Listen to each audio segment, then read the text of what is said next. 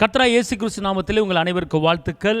இந்த புதிய நாளை காண செய்த கிருபைக்கு தேவனுக்கு மகிமை செலுத்துகிறேன். இந்த 2025ஆம் ஆண்டு இந்த 1ஆம் தேதியிலே கர்த்தர் நமக்கு கொடுக்கிற வாக்குத்தத்தமான ஒரு வார்த்தை, யாத்திராகமம் 34:10, உன்னோட கூட இருந்து நான் செய்யும் காரியம் பயங்கரமாக இருக்கும்.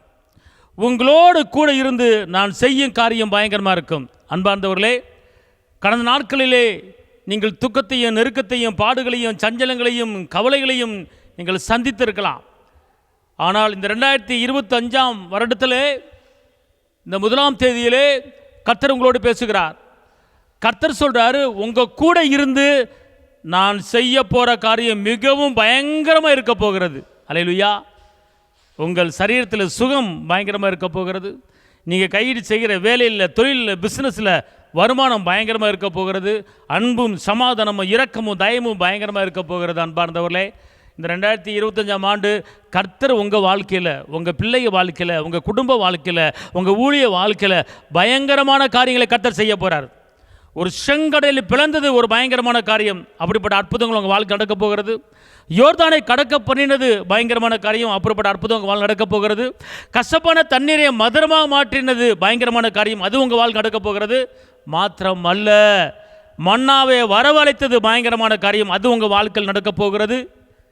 கசப்பான தண்ணீரை மதுரமாக மாற்றிருக்கிறாரு. அது ஒரு பயங்கரமான காரியம்.